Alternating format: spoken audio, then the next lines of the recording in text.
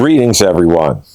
This is Russell Rucker, and I'm here for another constitutional talk. And happy Thanksgiving. This is our third Thanksgiving talk. I thought today, before you gather for your feast, turkey, ham, whatever have you, waits on your table, I thought we'd go back to 1795. This is the second address proclaiming a public day of Thanksgiving, and this is brought to us by George Washington, the President of the United States. A proclamation by the President of the United States of America, a proclamation.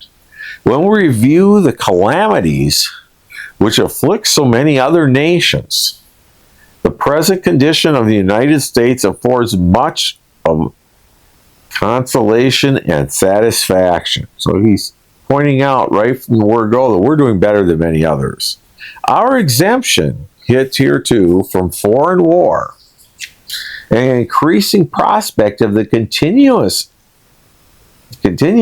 of that exemption, the great degree of internal tranquility we have enjoyed, the recent confirmation of the tranquility by the suppression of an insurrection which so wantonly threatened it, the happy course of our public affairs in general, the unexampled prosperity of all classes of our citizens, are circumstances which peculiarly mark our situation, which with indications of the divine providence towards us. In such a state of things, it is in a special manner our duty as a people, with devout reverence and affectionate gratitude, to acknowledge our many and great obligations to Almighty God, and to implore Him to continue and confirm the blessings we experience. And if I could just stop there for a moment and let you really understand, they're thanking Almighty God here. This is a religious country. And it was formed at its beginning as a religious nation. And that's what Thanksgiving is. It's giving thanks to an Almighty God for all the blessings that we have. But I will continue.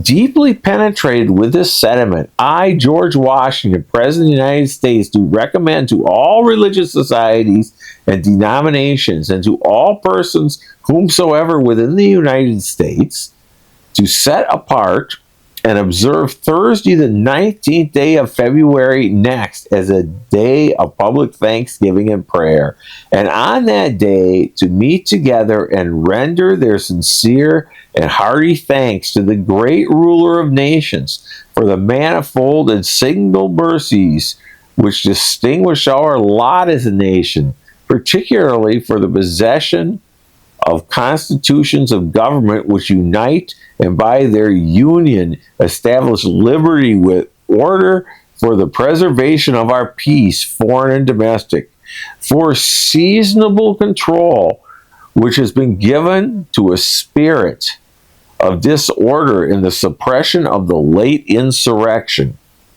and generally for the prosperous course for our affairs, public and private, and at the same time humbly and fervently to beseech the kind author of those blessings graciously to prolong them to us, to imprint on our hearts a deep and solemn sense of our obligations to Him for them, to teach us rightly, to establish their immense value, to preserve us from the arrogance of prosperity and from hazarding the advantages we enjoy by delusive pursuits, to dispose us to merit the continuance of His favors by not abusing them, by our gratitude for them, and by our correspondent conduct as citizens and men, to render this country more and more a safe and propitious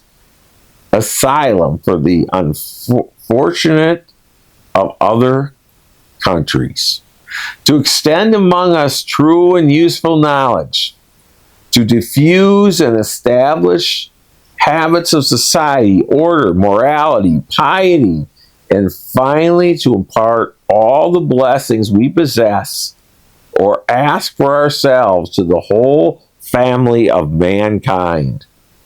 In testimony whereof I have caused the seal of the United States of America to be affixed to these presents and signed the same with my hand, done at the city of Philadelphia, the first day of January 1795, and of the independence of the United States of America, the 19th.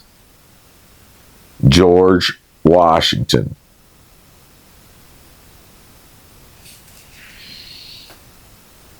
Now, a couple things that I want to bring up here is we are in Philadelphia, and we're in Philadelphia because that's where our seat of government was at the time. There is a house in Philadelphia known as the President's House. It was originally purchased by Robert Morris, and it was donated to be used for our first executive mansion. The other thing I do want to bring up is talking about the late insurrection, which is they're referring to the Revolutionary War, and they're talking about the thankfulness of peace, prosperity, of all that we have and ought right to have for living in the forms of moral character and piety, as he mentions.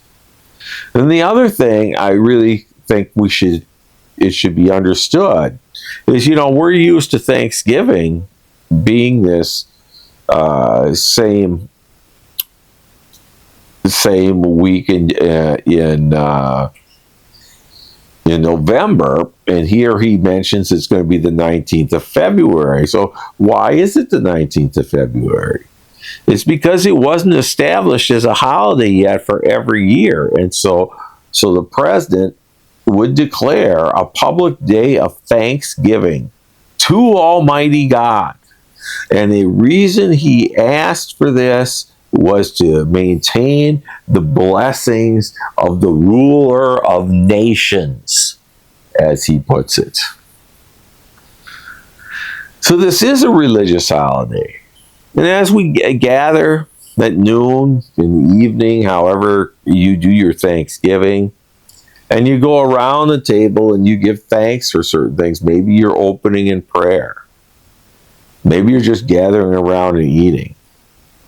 But the whole purpose of a public day of Thanksgiving is to give thanks to Almighty God for the blessings that we have achieved. And he's calling, our first president here is calling for a national day of Thanksgiving of all religious denominations. It didn't matter whether you were Lutheran, Methodist, Catholic, Jewish, what have you.